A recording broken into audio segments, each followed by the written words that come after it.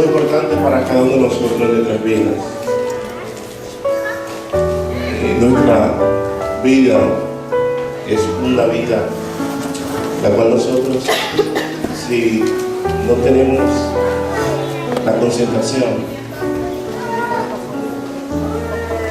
pero por favor que pongamos atención a lo que el Señor nos tiene en esta preciosa tarde, mañana todavía. Vamos a tomar asiento y vamos a concentrarnos en lo que Dios nos quiere pedir. Es importante que nosotros estemos claros que Dios nos ha llamado y para lo cual Dios nos ha llamado.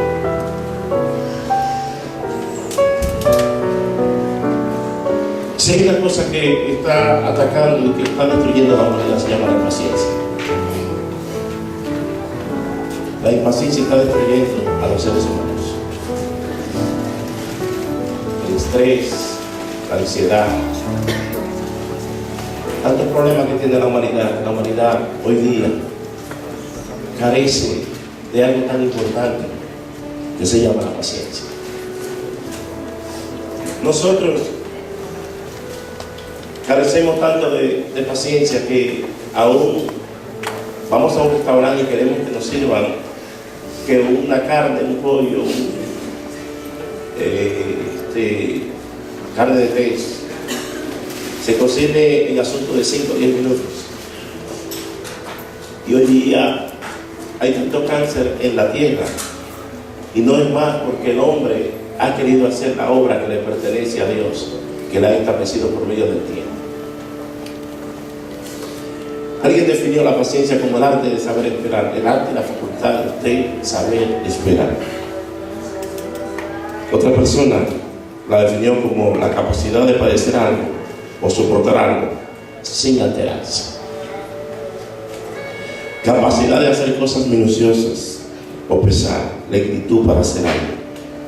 Facultad de saber esperar cuando algo se desea mucho. Facultad de saber esperar cuando algo se desea mucho.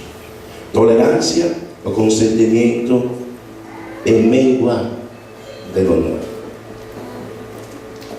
A veces nosotros no tenemos esa capacidad para nosotros poder esperar. Y tenemos tantos ejemplos bíblicos que muchas veces esos ejemplos bíblicos, por nosotros no detenernos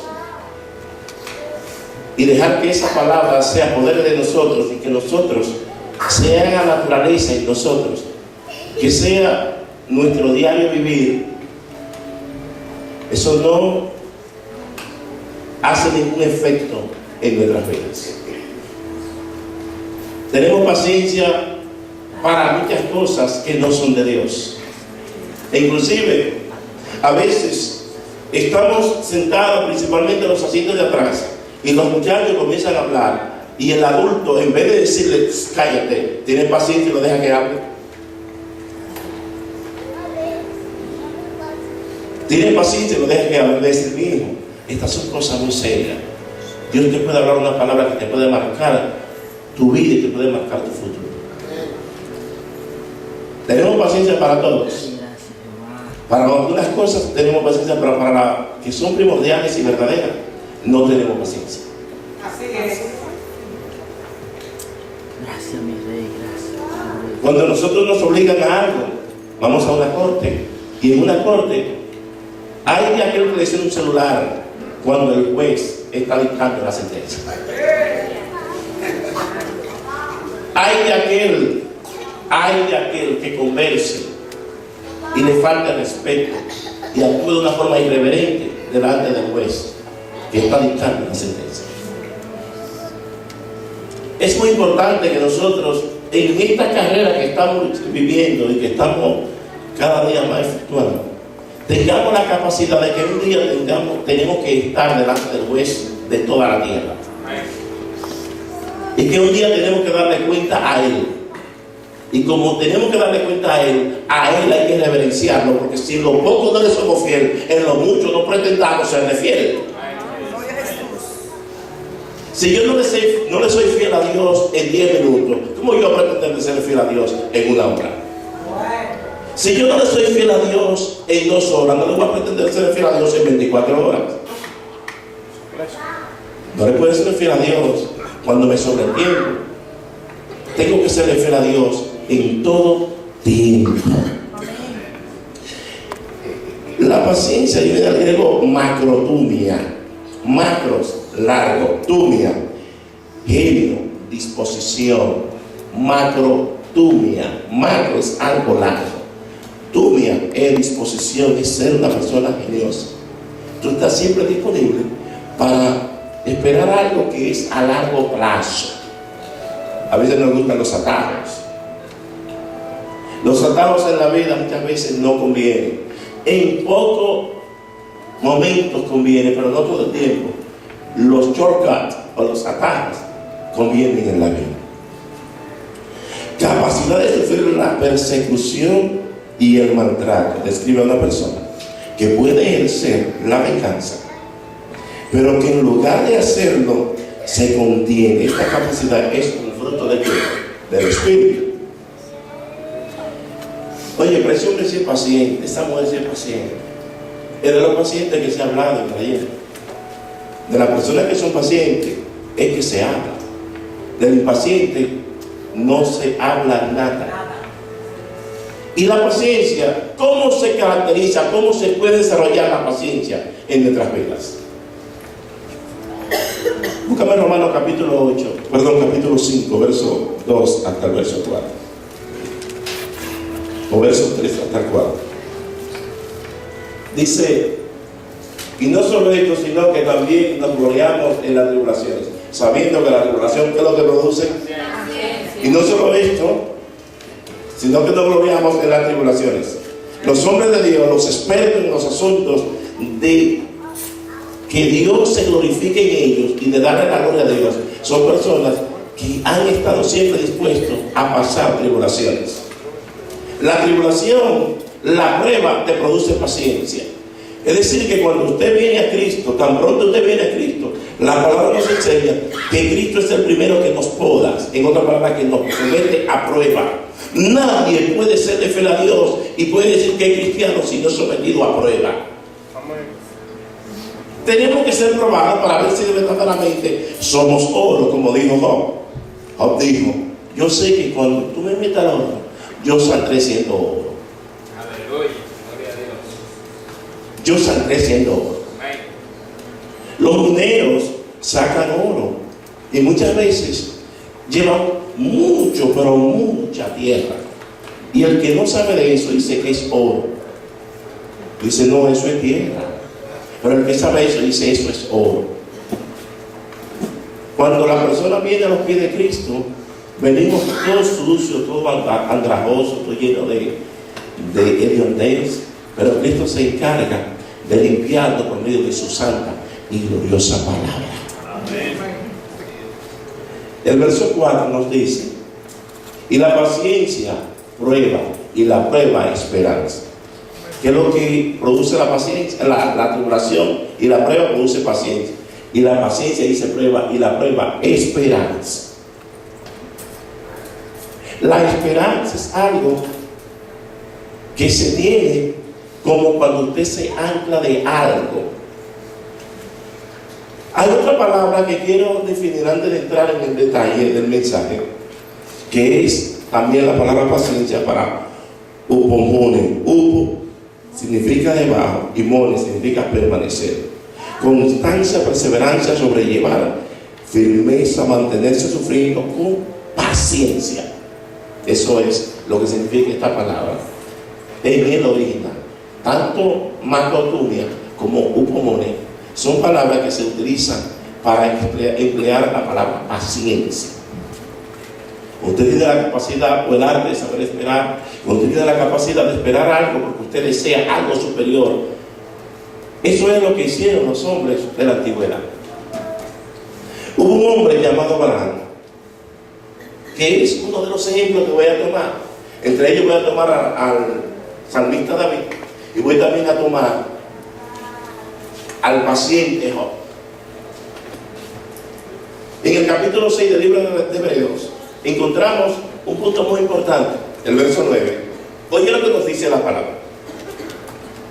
Dice, pero en cuanto a vosotros, oh amados hermanos, oh amados, estamos persuadidos de cosas mejores y que pertenecen a la salvación, aunque hablamos así. Porque Dios no es injusto para olvidar vuestra obra y el trabajo de amor que habéis mostrado hacia su nombre, habiendo servido a los santos y sirviéndoles aún. Pero deseamos que cada uno de vosotros muestre la misma solicitud hasta el fin, para plena certeza de la esperanza, a fin de que no os hagáis perezosos, sino imitadores de aquellos que por la fe y la paciencia heredan las promesas. Pablo sigue hablando, el verso 3, dice, porque cuando Dios hizo la promesa a Abraham, no pudiendo jurar por otro mayor, juró por sí mismo.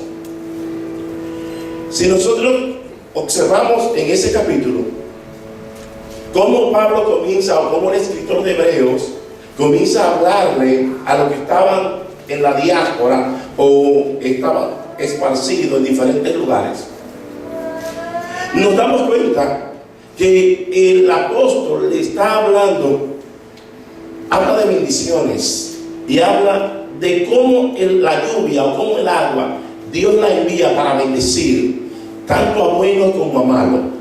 El verso 7 y el verso 8, si me lo puede poner para luego bajar y definir los versículos que leí, dice, porque la tierra que bebe la lluvia que muchas veces cae sobre ella y produce hierba provechosa a aquellos por los cuales es labrada, recibe bendición de Dios.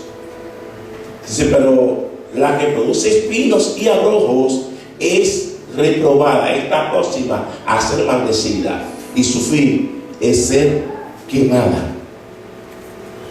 Hay una metáfora que el apóstol está poniendo, no sé si entiende el término metáfora, donde el significado va más allá de lo literal que usted ve.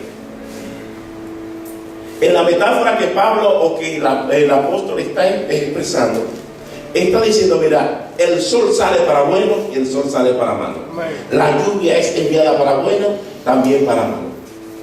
Hay creyentes que reciben la bendición de Dios. Hay creyentes que reciben la bendición de Dios y ellos están gozando, se están dando fruto al 30, al 60 y al 100 por uno. Pero hay creyentes que se apodera de ellos la duda por la ausencia de evidencia y después se apodera de ellos la incredulidad.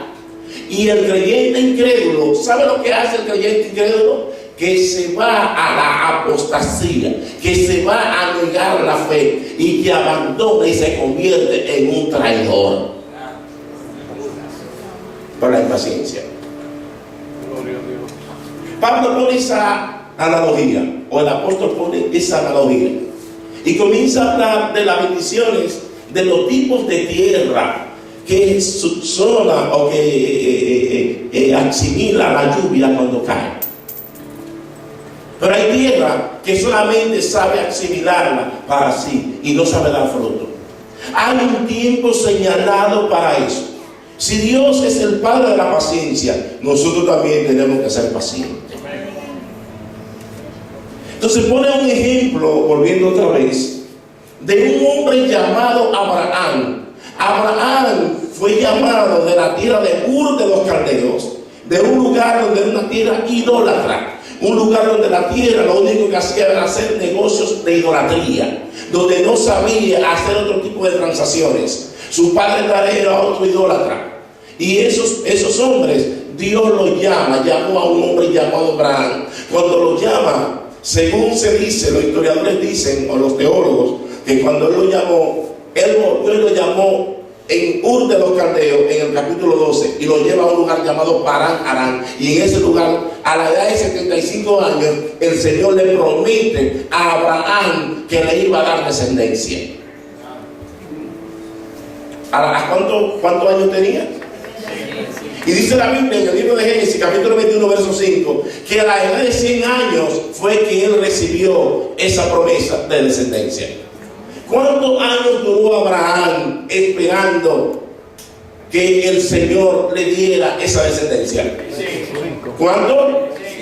25 años. Levanten la mano a aquellos que Dios le ha prometido algo. A mí me ha prometido. Nada más un poquito que levanten la mano. Porque hay muchos que Dios le ha prometido. Tiene tus 25 años. Usted tiene 25 años esperando lo que Dios le ha prometido. No. Yo creo que ni siquiera le daba tiempo. Y era Abraham de 100 años cuando nació Isaac, su hijo. Nosotros tenemos que aprender de los héroes de nuestra fe. Tenemos que aprender de los ejemplos que Dios nos enseña. Cuando usted no tiene paciencia, usted se inquieta. Usted es una persona que se convierte en un apóstata y se convierte en un incrédulo. La persona que no tiene paciencia, la paciencia, Dios le va a enseñar cómo verdaderamente tiene que aprender con paciencia. Este hombre Abraham, cuando el Señor lo saca, Dios comienza a prometerle cosas. En el libro de Génesis, el capítulo 18 o en el capítulo 15, él se desespera porque también en la paciencia usted comienza, en algún momento usted se desespera, en algún momento usted se inquieta, en algún momento usted dice: ¿qué está pasando? Que a mí lo que me han prometido no se ha cumplido. ¿Cuántas personas no le han prometido? El Señor le ha prometido pastorado y a la edad 25, 20 años después de que se cumple lo que Dios le ha prometido. O por ahí personas que Dios le dice: pastor eres, hoy de una vez así. De aquí se han ido personas que Dios le ha prometido por pastoral y se fueron porque dijeron: hay un pastor ahí, yo no puedo ser pastor. Usted ve qué tipo de menta o de mentalidad es que tienen. Por no escudriñar las escrituras. Por ello es tan importante que nosotros estemos leyendo y escudriñando las escrituras. En el capítulo 15 de Génesis dice la Biblia, no lo busquen, que había un siervo, un mayordomo que tenía Abraham llamado Eleazar. Y ese mayordomo, cuando llegó el tiempo de que Abraham esperaba y estaba desesperado, le dice Abraham al Señor: a mí no me va a heredar nadie sino este mayordomo Eleazar, el damaseno. Y él entendía por la costumbre de ese entonces que un esclavo no podía heredar en la casa, que tenía que ser un hijo. Y en el capítulo 16 observamos cuando su propia mujer quiso ayudar a Dios. Amén. En el capítulo 16 observamos cómo la misma mujer de Abraham le dijo: mira, llégate a la esclava o a la sirvienta, que en ese entonces se permitía, y levanta descendencia, porque ya yo soy una vieja. Yo soy una vieja que ni siquiera los estrógenos, ya no entendí esa palabra muy fina, pero ni siquiera yo tengo el apetito sexual que tiene una mujer. Y tú también estás flojo. Ricardito. ¿Qué dice la palabra? Que Abraham se llegó a Agar, porque él lo trajo de por allá de Egipto. Se desesperó y se fue a Egipto y trajo esa esclava. Y esa esclava, de ahí descendieron los agarenos, o lo que se conocen como los ismaelitas, que según los teólogos dicen que muchos de ellos son los que forman parte de los árabes de estos tiempos, que le han dado mucho a beber a los judíos, a la descendencia de Abraham. Y el Señor le dijo: ese no es, aquí te va a heredar, y yo mi promesa viene de uno que va a nacer de esa mujer, porque yo hago lo imposible, lo hago posible. Yo lo hago posible. ¿Cuántos de ustedes no han escuchado testimonios de personas que eran estériles, mujeres estériles, y hoy día han dado a los hijos? Ustedes han escuchado ese tipo de testimonio, ¿verdad? Amén. Entonces, observamos que en el capítulo 17, el Señor le dice: mira, dentro de un año le habla, le cambia el nombre a Abraham, de Abraham le llama Abraham, de padre saltado a padre de multitudes. A Sara, de Sarai le pone Sara, de princesa le cambia el nombre a reina. Y en el capítulo 17 dice: mira, dentro de un año, o en el 18 debo decir, yo voy a venir y te voy a encontrar a ti y tú vas a estar amamantando a ese bebé que te van a hacer.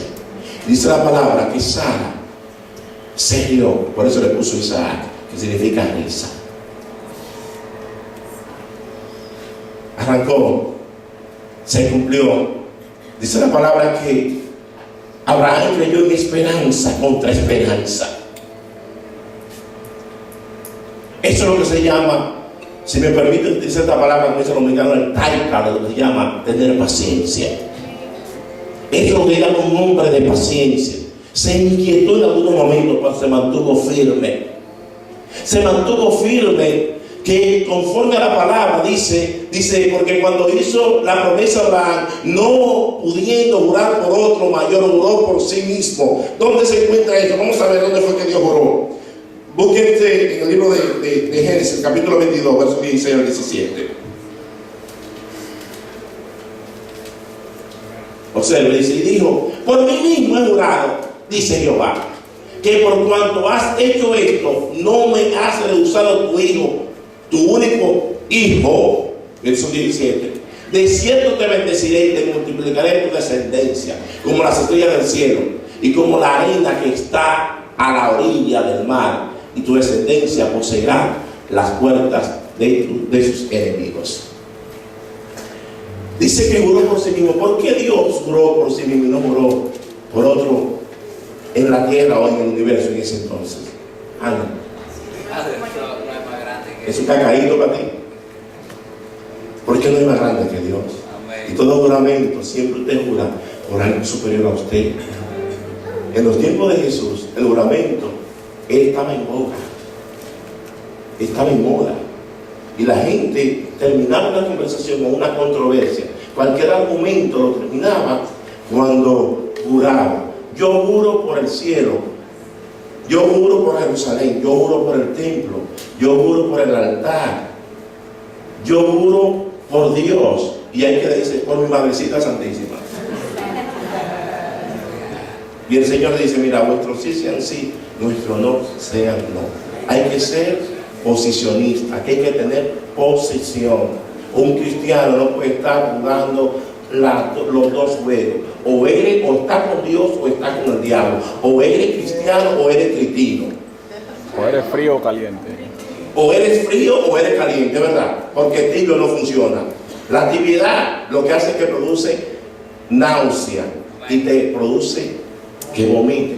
Entonces, cuando a ti te vomita es porque tú eres parte del cuerpo. Lo que tú vomitas es porque ha estado en tu cuerpo.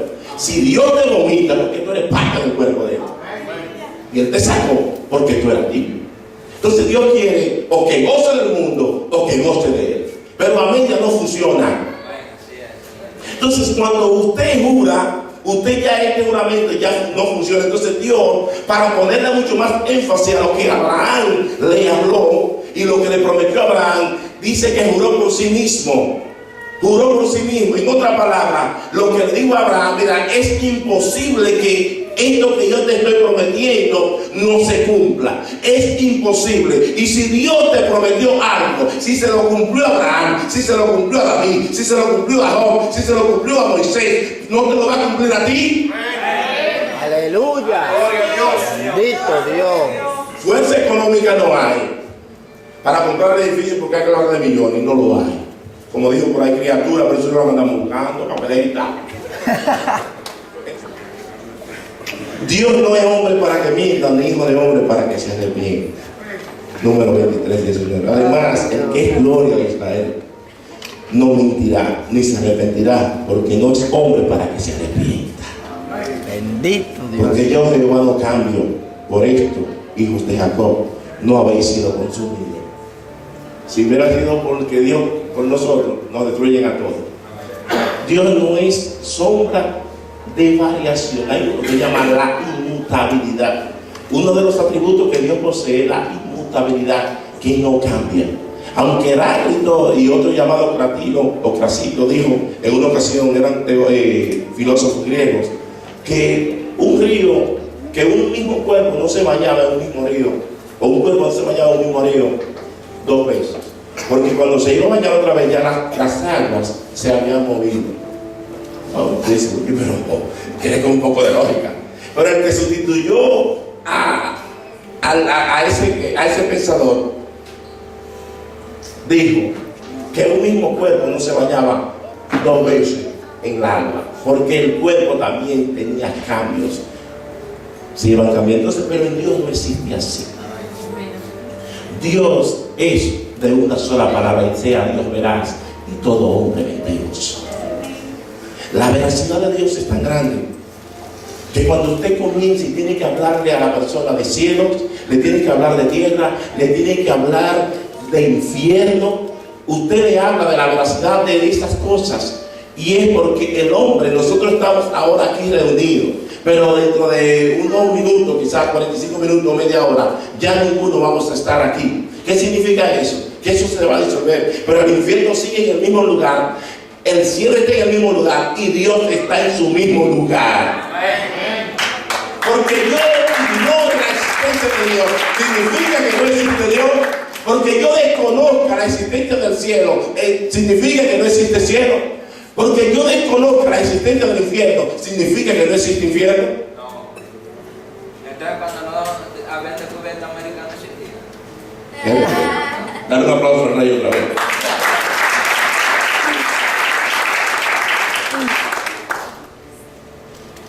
Dice el verso 15 del capítulo 3. Oye lo que dice ahí.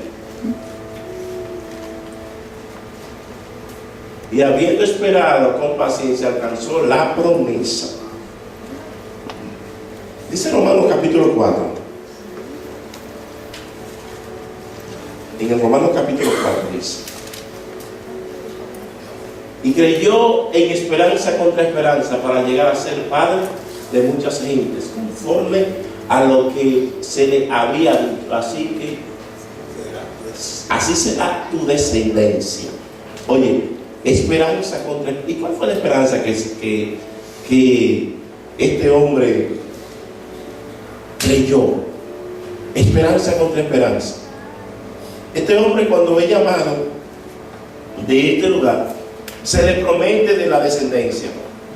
Pero ya Sara cuando salieron, si él tenía 75 años en un lugar llamado en Arán, significa que Sara debe de 65 a 75, ¿cuántos? Perdón, 75. Si le restan 10, ¿cuántos van a quedar? Porque la Biblia dice que cuando Abraham tuvo a Isaac, Abraham tenía 100 años y Sara tenía 90. Significa que cuando Sara tenía la edad de 75 años fue que se le prometió. Y Sara no decía, bueno, esto está feo. Yo no veo que esto funciona. Esto está feo. Esto está feo. Esto está feo. Y Sara se quedó tranquila. Hasta que cuando se aparece el Señor, lo que llama una teofanía, una aparición visible de Dios, dice la palabra que cuando Sara llegó y recibió que el ángel le dijo que iba a amamantar dentro de un año, en el capítulo 18 vemos eso, en el 19 observamos cuando el Señor aparece con los ángeles más, se ve el Señor para el cielo y deja a los ángeles que sigan dando un mandado a un lugar llamado Sodoma y también Gomorra, que conocemos muy bien la historia. Entonces el Señor comienza a hablarle y Abraham puso su esperanza en una promesa que Dios le había dado. Pero ¿qué sucede? Que la Biblia nos dice que Jesucristo le dijo de que Abraham se gozó de que había de ver su vida, lo vio y se gozó. ¿Saben que cuando Abraham murió, los nietos de él tenían una edad de 15 años? 15 años. Porque tenía 60 años Isaac cuando Abraham murió. A la edad de 40 años Isaac se casó con una mujer llamada Rebeca. Y de ahí entonces, a los 20 años después, perdón, a los 15 años, a la edad de 45 años, sale embarazada y a los 60 años muere este muchacho. Muere Abraham, que es un muchacho del cielo ya. Entonces, Abraham puso su confianza en lo que Dios le había hablado.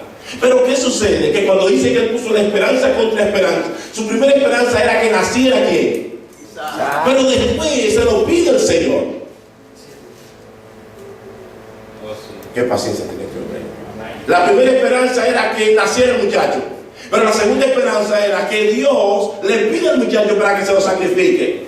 En el capítulo 22, verso 5 dice que Abraham le dijo a los siervos que iban con él: nosotros iremos, adoraremos y volveremos. Es pues la fe, la certeza de lo que se espera, la convicción de lo que no se ve. Él estaba certero, estaba seguro de que él iba a ir a adorar y que Dios se iba a proveer, oye, se iba a proveer de un sacrificio para cumplir la demanda que él había pedido. Cuando Abraham ya está ready para matar, para darle una sola puñalada, un hombre que era un experto en asuntos de sacrificios, darle uno solo en el corazón a su hijo, dice la palabra que cuando iban al sacrificio en un lugar llamado el Monte Moriah, en ese mismo lugar fue sacrificado Jesucristo. Y dice la palabra que cuando él ya iba, le pregunta a Isaac: viejo, ¿y dónde está el cordero para el sacrificio? Veo la leña. Wow. Yo me imagino, mi hermano, ese cuadro. Santo. Un padre. Veo la leña. Yo veo el fuego y veo todo. Pero ¿dónde está el sacrificio? Y sabe lo que le dice su padre: Dios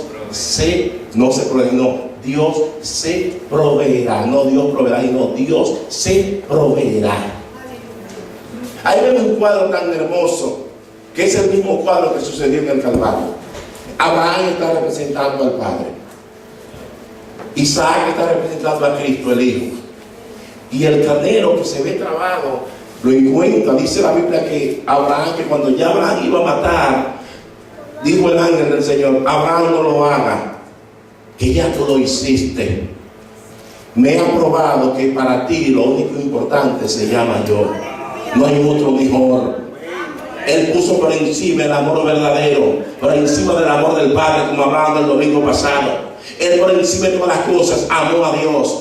A veces Dios te pide algo, lo más codicioso o lo más apreciado por ti, lo que tú más amas, y Dios te quiere probar, pero tú no entiendes. Muchas veces los deseos que tenemos de nuestra carne, los deseos que tenemos deseos de ser grandes, tenemos deseos de los que no se han casado, de tener un compañero o una compañera, pero se desesperan, y Dios le está diciendo: dame tu corazón, dame tu voluntad, dame tu deseo, y tú vas a ver que yo te voy a proveer de algo mejor. Pero la desesperación, la intemperancia, el desespero no deja que Dios actúe en nuestras vidas. Y cuando el muchacho es que dice: Padre, pero veo un carnero allá clavado, eso está hablando de la cruz. A Cristo lo clavaron en una cruz. Los cuadros que vemos en el Nuevo Testamento eran una sombra, eran antitipos era una tipología del verdadero antitipo que era Cristo. Vemos cuadros, por ejemplo, cuando Jesucristo cae, Él cae y es crucificado al lado de dos ladrones. Hay una tipología en el Nuevo Testamento con José preso, con un panadero y con un copero. Hay uno que es restaurado, hay otro que es eliminado. Asimismo también, de los dos ladrones, uno fue perdonado y el otro fue eliminado. La importancia de nosotros seguir lo que el Señor nos enseña. En el capítulo 6 también observamos otro punto muy importante. El verso 16 hasta el 18, observamos el capítulo 6. Dice: porque los hombres ciertamente juran por uno mayor que ellos, y para ellos el fin de toda controversia y el juramento para confirmación. El verso 17 dice: por lo cual, queriendo Dios mostrar más abundante a los herederos de la promesa la inmutabilidad de su consejo, interpuso juramento. ¿Qué es lo que el Señor está hablando? El Señor está hablando para que veamos la seriedad que tenemos, y que tenemos una seriedad. Dios le prometió a Abraham. ¿Qué fue lo que Dios le prometió a Abraham? Le prometió descendencia, pero algo más allá que Dios también le prometió a Abraham de la descendencia. Le prometió a Moisés. La Biblia dice que estos hombres iban caminando como aquellos que veían al invisible. Tenían una confianza y una paciencia, aunque ellos veían la controversia, aunque ellos veían los problemas que se presentaban en el camino, ellos no dudaban y seguían caminando, prosiguiendo hacia la meta, y observaban el blanco, aunque lo que estaba alrededor de sí no lo veían, ellos sí lo veían. Aleluya. Eran hombres de fe, eran hombres de confianza, eran hombres de posición, eran hombres de firmeza, que sus pasos eran pasos firmes, no titubeantes. Tú sabes que por ello dice el Señor que sin fe es imposible agradar a Dios. Cuando usted se acerca a Dios, usted tiene que saber de que Él existe y de que Él de veras es galardonador de todos aquellos que le buscan. Cuando usted lo hace con esa magnitud y con ese denuedo, con esa confianza, con esa certeza, usted no viene a la iglesia simplemente por cumplir un horario. Usted no viene a la iglesia solamente por cumplir un horario de un hombre o de la iglesia, sino usted viene a la iglesia porque usted tiene una necesidad de adorar al Rey. E inclusive no viene a la iglesia por la necesidad de usted, sino viene a la iglesia porque de veras usted ama al Señor por encima de todas las cosas. Usted no viene de esa forma. Usted comienza a enamorarse. Usted comienza a aficiarse de Cristo, como dice por ahí en el mundo. Usted comienza a respirar amor y que Cristo usted lo vea en la sopa, usted ve a Cristo en todos los lugares y todo lo que le sucede dice, wow, pero esto sí está bueno, y que usted no encuentra, no hay palabras para hablar tantas cosas hermosas acerca de su Señor. La paciencia que tuvieron estos hombres, dice el verso 18, dice para que por dos cosas inmutables en las cuales es imposible que Dios mienta, tengamos un fortísimo consuelo, lo que hemos acudido para asirnos de la esperanza puesta delante de nosotros. ¿Cuáles son esas dos cosas inmutables? El cielo y la tierra pasarán, pero mi palabra, eso es inmutable. Y el otro es el mismo Dios. Él puso esas dos cosas, por ejemplo, él puso esas dos cosas por garantía. E inclusive Dios es tan bueno que Él mismo se pone de garantía. Y le dice, mira, yo me voy y cuando yo regrese yo vengo a tomarme a mí mismo, para que donde yo esté, vosotros también estéis. Y Pablo lo describe como las alas del Espíritu Santo. Cuando el Espíritu Santo mora en ti, está morando Dios en ti. Cuando Él venga, Él viene a buscarte a ti, porque o viene a buscarse a sí mismo que mora en ti, que se llama el Espíritu Santo. Las alas significa la garantía. La palabra alas significa garantía. Hay una garantía de que Cristo no nos va a dejar solo en este mundo. Hay una garantía de que los problemas que tú tienes, Dios te va a ayudar a resolverlos. Hay una garantía de que tú, por encima de todas las cosas, si mantienes la paciencia, Dios te va a dar la victoria. Hay una garantía de que si tú te mantienes firme en lo que Dios ha prometido, ya hoy día no es promesa, ya hoy día son herencias. Las herencias de Jehová son demasiado grandes y por ello dice la palabra que es necesario que muera el testador. ¿Y quién fue el que murió por ti? Fue Jesucristo. Ellos estaban esperando ese Mesías, pero nosotros tenemos mucho mayor privilegio que ellos, porque en estos tiempos que estamos viviendo son los tiempos que anteceden la segunda venida de nuestro Señor y Salvador Jesucristo.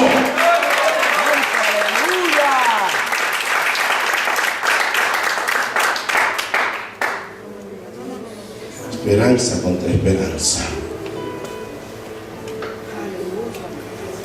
Dice el verso 19.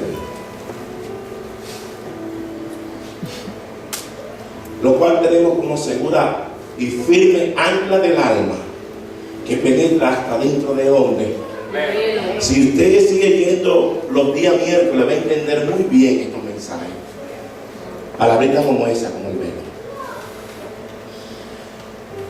El ancla en la antigüedad era visto como algo de esperanza. El ancla, no sé si usted entiende ese término. ¿Quién ha sido marinero? El ancla es lo que sujeta el barco y no deja que el barco, cuando las olas del mar se mantienen en algunos momentos impetuosas y se encrespa en algunos momentos la mar, esa ancla ella no se ve. Y en la antigüedad era mirada como una señal de esperanza, como algo que tú tienes una esperanza. Oye, lo último que se pierde se llama la esperanza. Cuando tú tienes esperanza, es algo que te mantiene a ti con vigor y te tiene el ánimo. Epíteto decía, así como un barco no debe depender de una sola ancla, tampoco una vida de una sola esperanza. Hay quienes solamente tienen una sola esperanza, el dinero. Tienen la esperanza de aquí abajo, pero no tienen la esperanza por encima de todas las cosas, que es la esperanza del Señor. Este era un filósofo. Y el filósofo matemático llamado Pitágoras, ustedes lo oyeron, ¿verdad? Pitágoras. Lo que oyeron en el que no lo saben. Digo, la riqueza es una ancla floja y la fama más floja todavía. Son palabras que hay que ponerle atención. Las riquezas es una ancla floja y la fama todavía más floja. Entonces, ¿qué está diciendo este hombre? ¿Qué están diciendo estos pensadores? Lo que están diciendo estos pensadores es: la esperanza de aquel que tiene dinero es un ancla muy floja, es un soporte muy flojo, es un apoyo muy flojo. Usted observa que la persona que tiene el Dios mamón, tan pronto no hace dinero, tú lo ves decaído, tú lo ves cabizbajo, tú lo ves deprimido. Pero el que tiene al Dios en los cielos no actúa por circunstancia, no actúa conforme lo que tenga en el bolsillo, lo que tenga en la cartera, lo que tenga en el banco, lo que tenga en la casa. Actúa conforme a la esperanza que Él te ha mandado. ¿Usted entiende? El que tiene una esperanza cuya ancla se llama Jesucristo no camina conforme a, las cosas van a mejorar porque es tiempo de elecciones. El gobierno que viene es mucho mejor que el que se va. Quiero decirte que si pusiste la confianza en el hombre mentiroso, dice el Señor: yo no soy hombre para mentir, ni soy hijo de hombre para arrepentirme. Yo no cambio. Mi bendición son una solamente para ustedes. Yo bendigo mi pueblo, yo prospero mi pueblo. Yo soy el que glorifico la gloria mía. Yo soy el que debo sentir mi gloria en medio de mi pueblo. De esa forma, entonces, se desaparecen muchas cosas que no son buenas para nosotros. De esa forma las cosas van diferentes. Pero aquí le ponen de ancla o de confianza otro tipo de confianza, otro tipo de fundamento.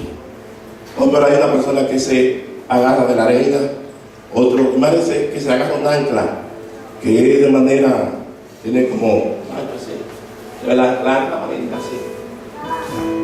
¿Te entiende? Perdón. Así.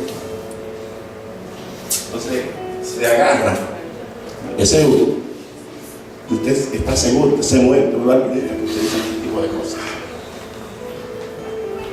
Eso se lanza muchas veces y se agarra de la roca o se agarra del lado del muelle para que el barco no se vaya a la deriva. Si tú no te agarras, el mar es tipo del mundo, de la masa no conversa, no organizada. Eso dice la Biblia en el libro de Mateo, capítulo 13. El mar es tipo de eso. Y si nosotros no nos agarramos de Cristo en medio de este mundo que está siniestro, que está lleno de maldad, que está lleno de problemas, vamos todo el tiempo a estar conforme a como vayan las olas. Es importante que nosotros, como hombres que somos advenedizos, que somos parroquianos, la palabra parroquia viene del griego, o la palabra advenedizo o extranjero viene del griego parroquia. Somos extranjeros en este lugar. Por eso con la iglesia tradicional contó que la palabra parroquia significa extranjero. Eso es lo que somos peregrinos en este lugar, en esta tierra. Y cuando tú pones la confianza, tenemos un ancla, tenemos mucho más segura nuestra fe. Es importante que nosotros, por ejemplo, observamos en el capítulo, el verso 19 dice: la cual tenemos como segura y firme ancla del alma y que penetra hasta dentro del velo. Verso 20 dice: donde Jesús entró por nosotros como precursor, hecho sumo sacerdote para siempre, según el orden de quien, de Melquisedec. Jesucristo es que entra, es que inicia, viene y conquista, viene y prepara. Eso es lo que dice esa palabra en el original. Prepara la habitación, prepara la casa. Oye, te prepara el lugar para que tú entres seguro. En aquel entonces nadie podía entrar. Si usted puede leer y entender el tabernáculo, te das cuenta que nadie podía entrar a ese lugar a ministrar, ni siquiera pasar por ahí. El que entraba equivocadamente, accidentalmente, de una vez moría irremisiblemente. Sin embargo, Jesucristo, como sumo sacerdote, entra y abre el camino, como dice la Biblia. ¿Quién habitará en el monte santo? ¿Quién entrará en tu lugar santo? Dice la Biblia: el limpio de mano y de corazón puro. Dice: abran sus puertas eternas y entrará el Rey de Gloria. ¿Quién es el Rey de Gloria? ¿quién es el Rey de Gloria? En realidad dice el curio, Jehová el ejército, o Jehová el Rey de Reyes, Jehová el Señor de Señores, aquel que es dueño de todo el ejército de la tierra, que es dueño de todo el ejército del reino de los cielos. Ese es el que entra. Y si yo me monto en ese caballo que es en la zanca, yo no puedo entrar ahí. En una ocasión le dije a una persona, no compraron, yo el otro día estaba viendo un programa de eso, de racing que hay en el Maryland y hay en Yonkers. Ya hay una gente que se monta en una carreta y esos caballos corren. Y hay algunos ahora que se montan, hay una compu, y se montan en la carreta. Y cuando le dan eso, corran en contra de Jehová, corran en contra de la casa de Dios, corran. Tú ves que vienen parando en el mismo infierno. Termino con esto. Quiero llevar este mensaje suave porque quiero que se entienda. Gloria a Dios. Nosotros observamos en el verso 15 de este nuevo capítulo. Oiga lo que dice en el verso 15. Dice, habiendo esperado con paciencia, alcanzó la promesa. Habiendo esperado con paciencia, ¿alcanzó qué? La promesa. Pero en el verso 39 del capítulo 11 observamos otra cosa. Dice, y todo esto, aunque alcanzaron buen testimonio, mediante la fe, no recibieron lo prometido. ¿Y a quién le creo? Oye, ¿y a quién le creo? Dice que alcanzaron nuevamente lo prometido, la promesa, y ahora dice que no recibieron lo prometido. La Biblia nos dice, Jesucristo hablando, cuando le estuvo los días de su carne, que los profetas quisieron ver los días del Hijo del Hombre, y ellos no fueron bienaventurados como fueron los discípulos. ¿Usted entiende? No fueron bienaventurados. Entonces nosotros tenemos mucho más bienaventuranza que aunque los mismos discípulos. Estamos viviendo en los tiempos postreros, en los tiempos donde había cosas que Daniel no la entendía, que el mismo Juan no la entendía. Le dijo a Daniel, mira, cierra el libro porque no es para tu tiempo. A este hombre llamado Juan le dijo, ábrelo, que es para tu tiempo. Pero el tiempo de Dios puede ser un día, puede ser 1000 años, 2 días pueden ser 2000 años. El tiempo de Dios, un siglo es como una hora. Para Dios, Él no está sujeto a tiempo. Dios está a un tiempo superior al nuestro, al trono, el de nuestro, el de Dios es el Cairo. Está por encima de todas las cosas. Dios no se pone viejo, nosotros nos ponemos viejos. Y el trono, ustedes lo han escuchado otras veces, los griegos determinaron que el trono era el río que iba corriendo, que el agua se podía medir pero no se podía detener. Así mismo en el tiempo crono. El tiempo crono no se puede detener, pero sí se puede medir.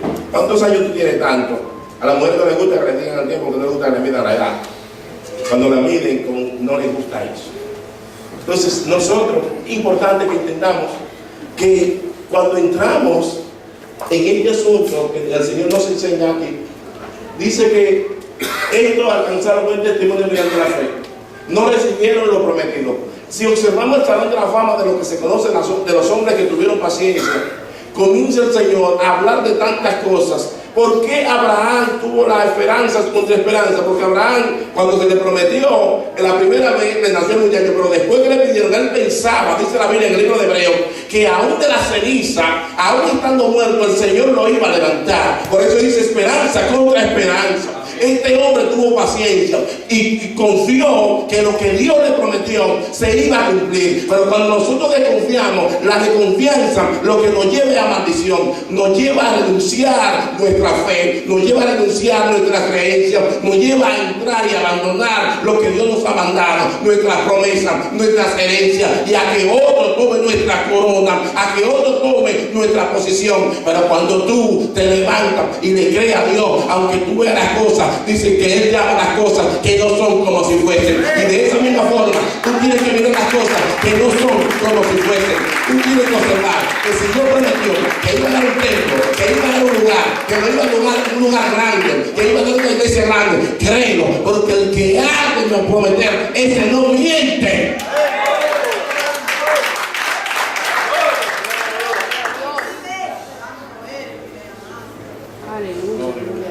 Hebreos 10, verso 30, 39 nos dice: pues conocemos al que dijo, mía es la venganza, yo daré el pago, dice el Señor. Y otra vez el Señor buscará a su pueblo. ¿A quién es que va a buscar? A su pueblo. Hay quienes creen que Dios no busca a su pueblo. ¿Qué es iniciar? Simplemente poner la verdad en un lugar y la mentira en otro lugar, eso es todo. No es condenar a nadie. Por eso, fuiste al juez ya. ¿Para qué tú quieres al juez? Para que te muestren tu inocencia, porque muestren si debes condenar. Entonces, cuando tú estás claro, nosotros tenemos un sacerdote, tenemos un abogado, tenemos un juez. Dice, ¿quién acusará a los escogidos de Dios? Dice la Biblia, Cristo es el que murió. Y si eres nosotros, ¿quién contra nosotros? Oye, si tú tienes del lado el juez, el fiscal, tú tienes del lado al abogado de todo el mundo, ¿quién te va a condenar a ti? Y ya hay un precio que se paga. Si es mía la venganza, vamos a dársela al Señor. Ten paciencia y espera que el Señor hace lo que Él tiene que hacer. Pues conocemos al que dijo, mía la venganza, verso 31. Horrendas cosas es caer en las manos del Dios vivo. ¿Cómo es? Horrendas cosas es caer en las manos del Dios vivo. Hay gente que se juega con Dios y creen que Dios todo el tiempo está tolerando lo malo. Dios es paciente, pero hay un día que señalado para ya cumplir lo que Él quiere y ha determinado hacer. Verso 32.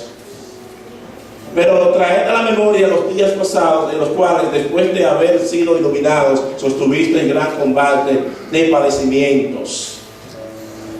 Por una parte, ciertamente, con vituperios y tribulaciones fuiste hechos espectáculo, y por otra, llegaste a ser compañeros de los que estaban en una situación semejante. Porque de los presos también os compadecisteis, y el despojo de vuestros bienes sufristeis con gozo, sabiendo que tenéis en vosotros una mejor y perdurable herencia en los cielos. No perdáis pues vuestra confianza, que tiene grande galardón. ¿Por qué el Señor nos habla de esta forma? Porque hay personas que están sufriendo mucho por causa del Señor. Hay personas que en algún momento le puede visitar la desesperación. Hay personas que en algún momento se sienten agobiados, se sienten atacados, se sienten cargados, se sienten que ya no pueden más. Pero dice el verso 36, dice, porque os es necesario la paciencia, para que habiendo hecho la voluntad de Dios, os tengáis que. Pero si no hay paciencia, mi hermano, hay personas que ya llegando, pero yo conozco personas que le falta un año para presentar ya la tesis, para presentar todo, para hacerse ingeniero, doctor, y han dejado todo botado, y se pusieron a vender yuca y ya, entonces sí. Hay personas que ya con la bendición ahí en dos esquinas la han desperdiciado. ¿Usted cree que eso tiene valor? Entonces así hay personas que ya la bendición Dios le tiene, y por estar desesperado y por cualquier oferta, entonces lo que hace es que atrasan el plan de Dios. El plan de Dios se atrasa en nuestras vidas cuando nosotros no sabemos esperar en Él. Cuando nosotros queremos ayudar a Dios, ¿qué es ayudar a Dios? Ayudar a Dios es hacer lo opuesto a lo que Dios dice que debe de hacer. En algunos momentos tú tienes que detenerte. No significa que porque tú estés tranquilo, tú estás inquieto o dejar de hacer lo que tú debes de hacer. Mientras tú estés esperando, tú puedes orar, tú puedes hablar con Dios, tú puedes leer la palabra, tú puedes predicar, tú puedes hacer cosas que tú tienes que hacer. Pero mientras tú no estás orando, mientras tú lo que estás es ocioso, el que está ocioso siempre anda buscando dónde está. La mente está divagada, está como la tenía David. Que dice la Biblia que David tenía que estar peleando, porque en ese entonces los reyes salían a pelear a la guerra. Y David estaba en el balcón mirando. Cuando miró, encontró una cosita que lo sacó del propósito de Dios. Verso 37. Porque aún un poquito y el que ha de venir vendrá, y no tardará, mi hermano. Y el 38, más el gusto vivirá. ¿Por qué? ¿Por qué vivirá el gusto? Y si retrocediere, no agradará mi alma. Y dice el verso 38, te pongo de pie esa iglesia. Pero nosotros no somos de los que retroceden para perdición, sino de los que tienen fe para preservación del alma. Nosotros no somos de los que retrocedemos. El que retrocede es considerado como un cobarde. Muchas veces la impaciencia, que decía el mensaje del domingo pasado, que el amor no pierde su compostura, que el amor no se irrita, que el amor, al no irritarse, al no perder su compostura, el amor no pierde ni se irrita. ¿Por qué? Porque cuando nosotros dejamos que nos domine las circunstancias, entonces la paciencia se fabrica. Capacidad o arte de usted saber esperar, eso es paciencia. Paciencia es cuando usted está dispuesto a que sea otro el que pelee por usted. Eso es paciencia. Si hay alguien que quiere entrar, la paciencia es un fruto del Espíritu. Sin Jesucristo la paciencia se pierde. Si no está el Espíritu Santo, la paciencia en algún momento se va a perder.